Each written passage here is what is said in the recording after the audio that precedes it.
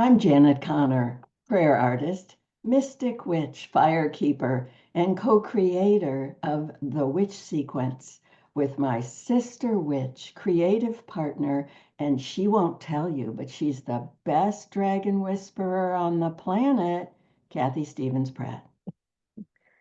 I'm Kathy, mystic artist, oracle, liminal creator, and Janet's partner in creating the witch sequence. And we have a question for you.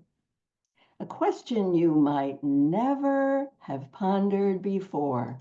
What do classical mythology, near-death experiences, the mystery of morphic fields, the even greater mystery of quantum entanglement, what happens when archaeology and geology get in bed together, and the ancient Paleolithic labyrinth, the origin, the birthplace of mysticism?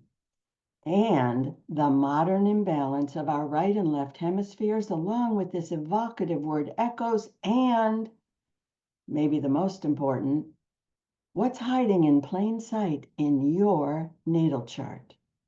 What do all these things have in common? The answer might surprise you. Divination. This is a view of divination you have never explored before, but all of these and more are the keys to divination rising in and through you. Divination is important. It is our fifth original witch art gift, which we will explore in our fifth Mystica University Prayer Intensive as we together walk the fifth circuit of the original Feminine Womb 7-circuit labyrinth in the art of becoming a witch, how to awaken, remember, and trust your sacred, prophetic, oracular divination witch art gifts. As you can see in this map, there are 7 gifts and 7 paths, but you do not have to have been in the first 4 intensives. But I know you'd like to know what all 7 gifts are, and here they are. The first gift is intuition, full body, wild intuition, the ability to crisscross the threshold between worlds. Original prayer, pre-patriarchal prayer, Muraphor anointing, divination, devotion, and dragon. We began this journey of Mystica University in the spring of 2023, following Aurora, as she led us on that first chakra red path to learn to see beyond what our eyes see, hear beyond what our ears hear. We had the best time. And then in the second Mystica University Prayer Intensive, we followed Mystica, Oracle of the Thresholds, right through that round open door, as we discovered that when we drop into the mystical theta brainwave state anytime, day or night, we can crisscross the thresholds between worlds and dance in that delicious, creative, liminal space. In the third, ART3, we followed Origina back into time. Just notice how she's beckoning us forward, back into time, along this third chakra yellow path, to remember the sheer beauty, power, and joy of prayer. Prayer before any religion stuck it in a tiny left brain box. And then in ART4, we followed Magdala, Oracle of the Sacrament of Remembering, along the heart path, the green path, and on this beautiful path of love and remembering.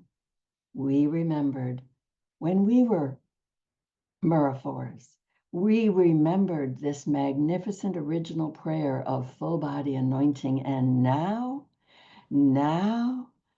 look who is greeting us at the entrance to this beautiful fifth chakra blue path.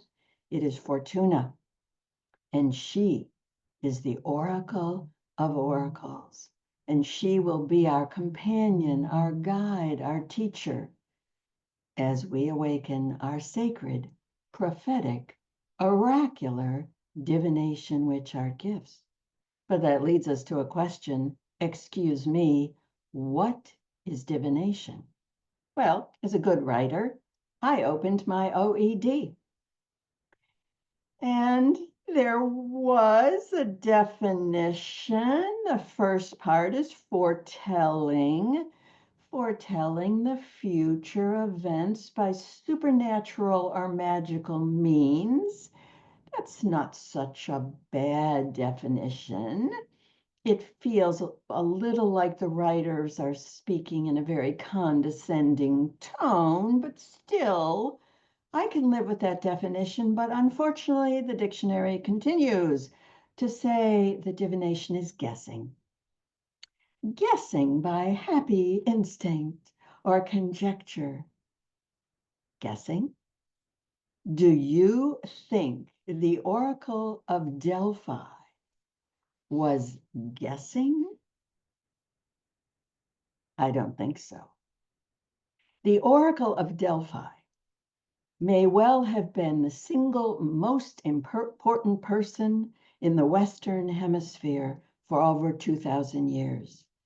She had the magnetism of Princess Diana, the moral authority of the Pope at the height of his powers in the Middle Ages, and she had the rock star status of Aretha Franklin all rolled into one. Do you think she was guessing? Kings, generals came to her to ask for guidance, and they implemented her guidance. Look at this woman. Everything we think we know about the birthplace of democracy, the birthplace of Western civilization, came out of her mouth. So I don't mind rejecting the dictionary's definition of divination. I've been doing this for several years, 6 years. 6 years ago, I realized, oh, I think I have to redefine prayer. And then witch came in 2020. I am still in the process of coming up with a full, glorious, exciting redefinition of witch. I'm also redefining anointing and resurrection and the grail. So sure, add it to the list. I think I will be redefining divination, which I see I have misspelled. Now, this doesn't upset me because I realize that the Oxford English Dictionary is doing the best it can, but it is the culmination of the powers and the way of being in the world of our left brain, linear, logical. The powers of our left brain always divide the world into bits and parts and pieces. And so, of course, the dictionary breaks language down into individual words. Imagine falling in love with a line of poetry. Let's say it's a Mary Oliver line, and it lands in your heart and it moves you so deeply. If you then opened the dictionary and looked at the definition of each one of the words in that line of poetry, the poetry would die, right? So what does your right brain do? Your right brain is able to see wholeness, creativity, color, art, poetry, music, connection, magic, mysticism. It's your right brain that can lead you to trust divination. So I'll start redefining divination, But here's the important thing. I'm not redefining it. Kathy's not redefining it. We are going to redefine divination together. Every one of our personal experiences combining to create and give the world a whole new definition of divination. And it all happens in the theater of the miraculous.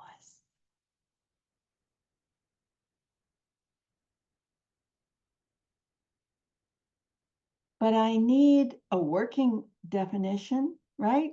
I need an opening gambit. I need some place to start. So the word that has been tickling my ear and my heart, as Kathy and I have been doing 4 months of research to begin to create ART5 on divination, this is the word that's been coming to me. It's about listening.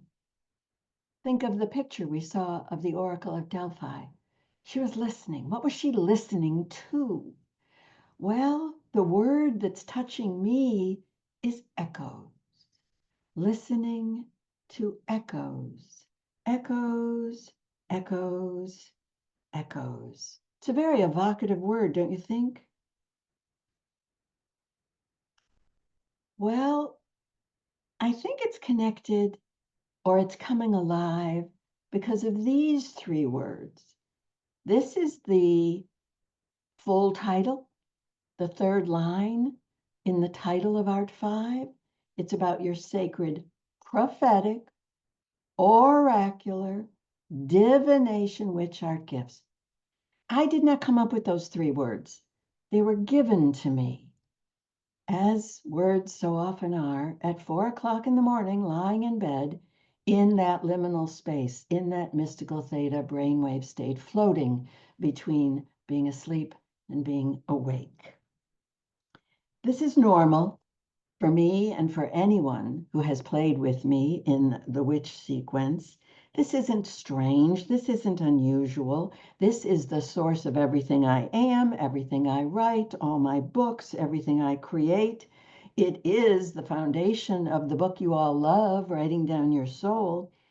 But here's the amazing thing that although in the moment I receive it, I don't understand.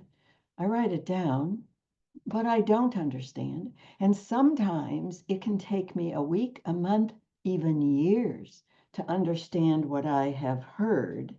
And yet it always turns out to be accurate, perfect, evocative, and holy. So, how in the world does this work? How does this work? I think this is a really important question to ask because it is the clue to divination. How does listening to echoes, how does divination work? Well, I think I stumbled upon the answer years ago when I read this book, Science in the Akashic Field. I have read it 5 times now, and every single time there is a revelation. Listen very carefully to what Irvin Laszlo, generally considered to be the wisest, smartest, most big thinking scientist on the planet, said. When the censorship of the waking consciousness is not operative, information can reach the mind from almost any part or aspect of the universe. Take that in again. Picture yourself as the oracle. Picture the oracle. Think about echoes. When the censorship of the waking consciousness, in other words, your left brain that's dividing the world into chewable, digestible, tiny little parts, when the censorship of that mind, the waking consciousness, is not operative, look at the magic that happens. Information can reach you. Information can reach your mind from almost any part or aspect of the universe. Now, I'm pretty excited about those words, but they are still words. And as you saw in that beautiful picture that Kathy created for us about the right brain, I think to really understand divination, we need to look at a symbol, a colorful, evocative symbol that bypasses the bits and pieces and the words and the definitions of your left brain. And I think this symbol is perfect. You are looking at a Mobius strip. Let your eye follow the path of the Mobius strip. Pick a spot, any spot. I am going to pick this dark blue and simply follow it and follow it and follow it. This is showing wholeness, but it's very magical and mysterious wholeness. If you've ever played with a Mobius strip, and we will be making one and playing with it in ART5, but if you haven't, here's the weirdness of it. You could put your hand on the outside edge, your finger on the outside edge, and suddenly your finger is on the inside edge. You can put your finger on the top and suddenly your finger is in the bottom. You can be on the left and suddenly you're on the right. This is a mathematical mystery. So join me. Put yourself right here at the intersection. Imagine a little mirror of yourself, a picture of yourself. See yourself right here in the mystery of the Mobius strip. That is what we're going to be doing in ART5 on divination. Now, that doesn't mean we're not going to learn things. I should have been a librarian. I have piles of books in the living room, in the bedroom, in my office. I have been having the time of my life exploring the Oracle at Delphi, near-death experiences, all of those things on that opening slide. So we will be doing some wild, evocative, fun learning. We're going to dive into the why and the who and the how and the what and the when of the oracles, past, present, and future. But that's not going to make you an oracle.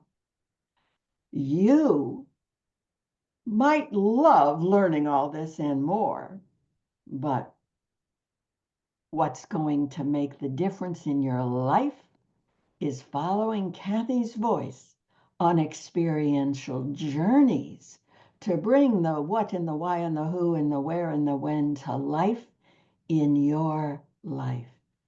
Kathy, tell us a little bit about the experiential journeys in ART5 on divination. We have so many incredible journeys planned. We're going to enter our hidden lands. You're going to meet your own oracular mentor. You're going to be able to remember how you were once an oracle. You're going to rediscover the tools that you used and how to use them. And in our final journey, we're going to step into our oracular selves and peek into the good future. It's so thrilling. It's so exciting. And it's all happening in the art of becoming a witch. How to awaken, remember, and trust. Those are important words. You got to awaken the memory of divination and oracular wisdom. And then remember, oh, yeah. Oh, yes. This is the way we used to live in the world. And then trust your intuition, trust what you're listening to, trust yourself as an oracle. And you see who's going to meet us? It's Fortuna. Now, you heard Kathy say that she is a mystic artist. One of the many great gifts she has is that she can enter liminal space, call on the oracles, and ask them, would you like to sit down for a portrait? Would you show your face? And then she asks the oracle, what is your first message? What do we need to know and hear and feel as we put our toes on this first path, this first step of the blue circuit to awaken divination? Listen very carefully as Kathy brings you the first message from Fortuna, Oracle of Oracles. And she said, as you all slip into embracing your oracle selves, it is about how you look and where your attention is. I am barely here, and I am all that is. Don't you see? When you search and wait for me, I don't show up. You must jump in, let go, open, and there I am. You are everywhere, just like me. We are in the clouds, inside all people, inside the trees and rocks, inside creation, and even inside destruction. Everything you search for is inside you. Notice. Stories of all the times await you. See without looking. The winds are my echoes from every when. This vast divine universe is ever inside you.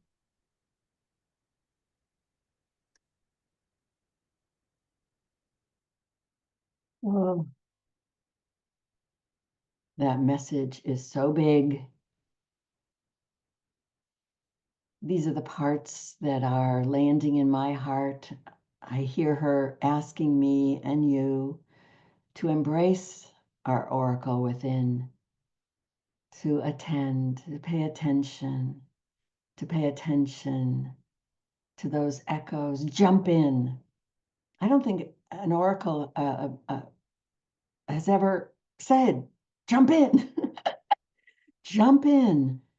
Maintain that receptive, curious state. Stories.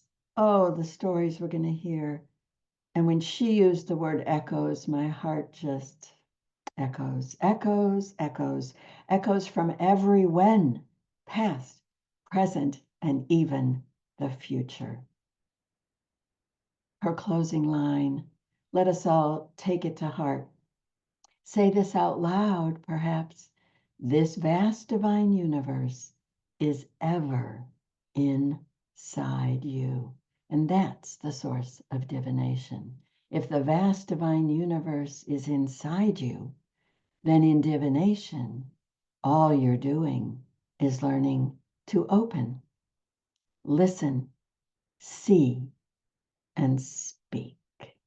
The art of becoming a witch, how to awaken, remember, and trust your sacred, prophetic, oracular, divination, witch art gifts is now ready for you at my website, janetconnor.com.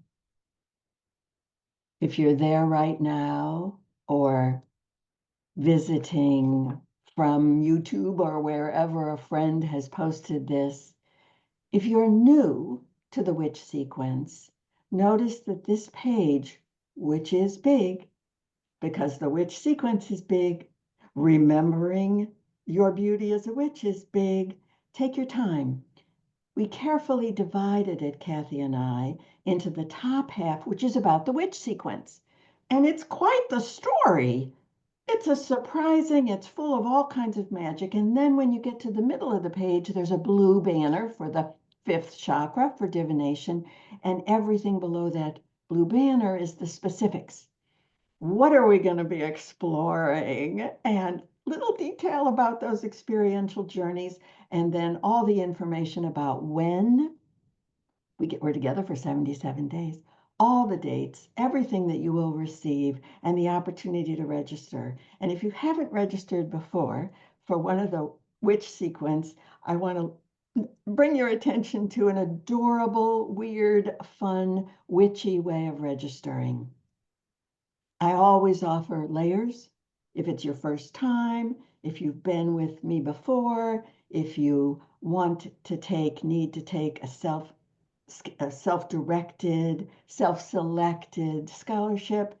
But instead of just saying, okay, here's the registration fee for this and here's the registration for that, I noticed that there are 4 prices.